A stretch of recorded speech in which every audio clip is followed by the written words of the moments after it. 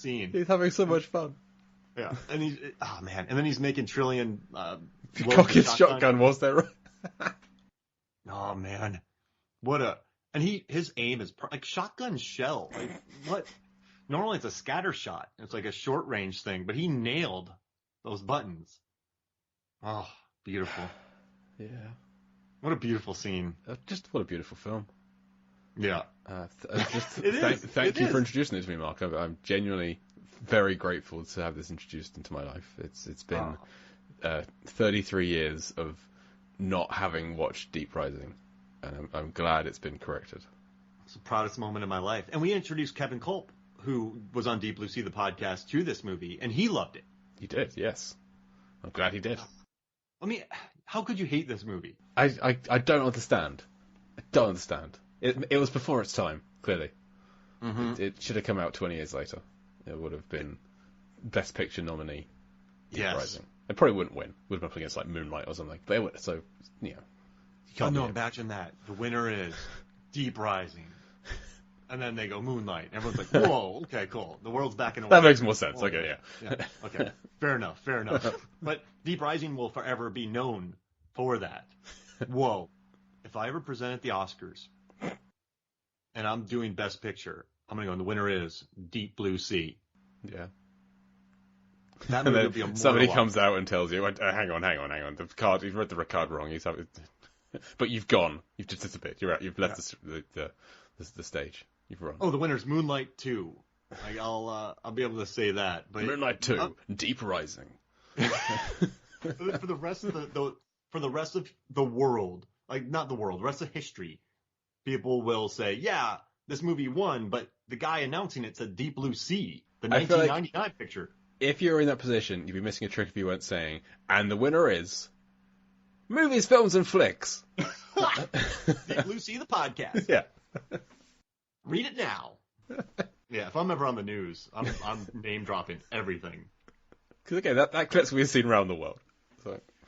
Also, the DVD is only 9 chapters, so if you're thinking about it. Oh, okay, this changes things. That's not enough chapters for this film. There's more than 9 iconic scenes in this film. Yeah, it would be a shame to talk about like 4 iconic moments happening at once. I mean, we could just spend an hour talking about the jet skis. Yeah. Easy. I think I've done episodes about that on Movies, Films, and Flicks before. Probably, yes. Yeah, I've talked a lot about this jet ski scene. And I like it more now. On jet skis, he looks too happy on it. And it throws me off a little bit. But knowing the character, he does let out a yeehaw.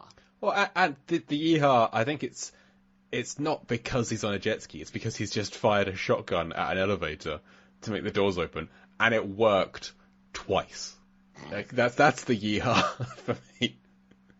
The jet ski's got nothing to do with it. He's smiling in spite of the jet ski at that point. We should do a episode called Deep Rising 2 and just pretend like we've seen the sequel. Yeah. we could do that. Because then it would be real. Then it would actually be there. We could. So, something that we always do on Deep Blue Sea, the podcast, is we look at how deep and how blue what we're talking about is. And God damn it, I tried with Deep Rising to work out how deep and how blue Deep Rising is. This is the metric through which I watch all films now, it turns out. So, we've done this with Deep Blue Sea and Deep Blue Sea 2. How do you reckon it compares, Mark? Do you reckon it's deeper or bluer than either of those films? Well, I think it's all above surface, except for a couple moments. I mean, maybe the people in the boat are a little bit underwater. I don't know how deep the cruise liner goes. I would say this is less deep and less blue than all those movies. You would be correct. This is surprisingly perhaps the least blue film I've ever seen. It is about 11% blue, and that's me being generous.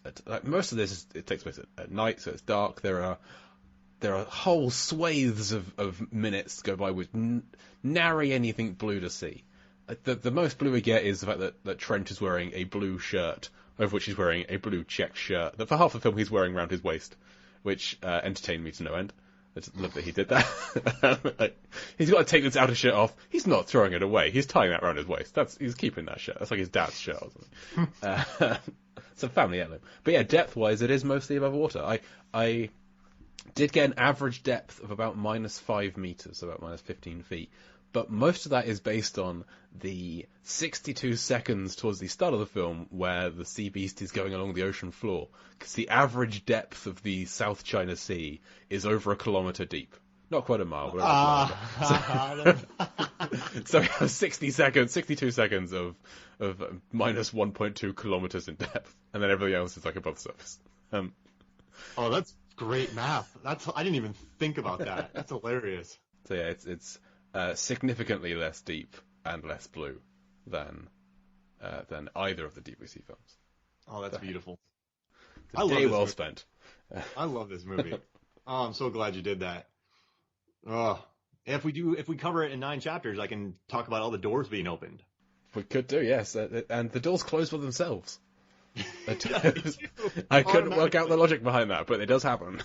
Like, are they on a timer and they're just randomly getting through them? I don't know. Is it some kind of self-destruct protocol, or is the one of the tentacles is up in the control room, just closing the door, popping them?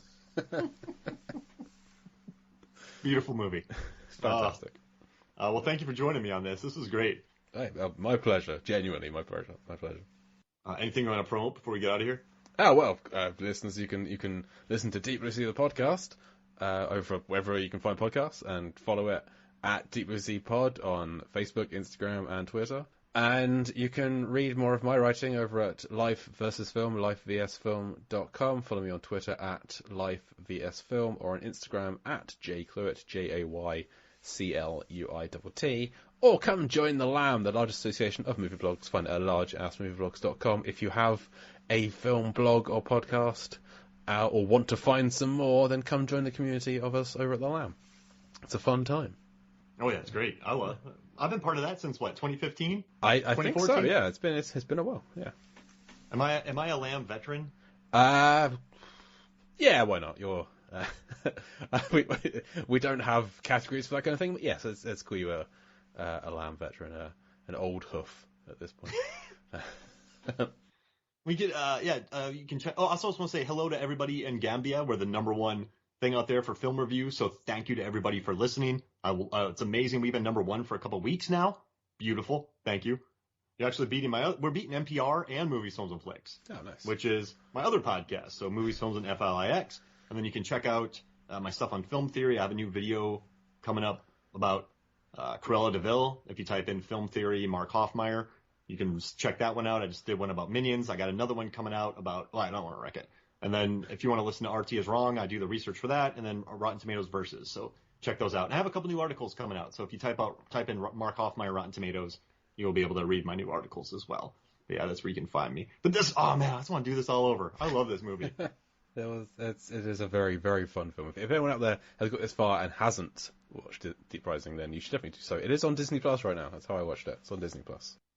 And I think it's getting a new audience because I watched somebody did a YouTube clip that's already gotten, I think, 150,000. And the guy was like, yeah, it's on Disney Plus in the UK. And I watched it and it's amazing. So I think it's really opening up an audience being on Disney Plus. More people are definitely watching it now, which makes me very happy. Yeah, that's incredible. No, that's cool. And then Deep Blue Sea 3 next. Hell yes. Next week, Deep Blue Sea 3, Chapter 1, The Journey Begins. That's a beautiful movie. Beautiful movie. I can't wait. All right. Well, thank you this was great, man. Thank you. No, thank you. So, yeah. All right. So for me, Mark Hoffmeyer. And me, Jake, we'll see you next week.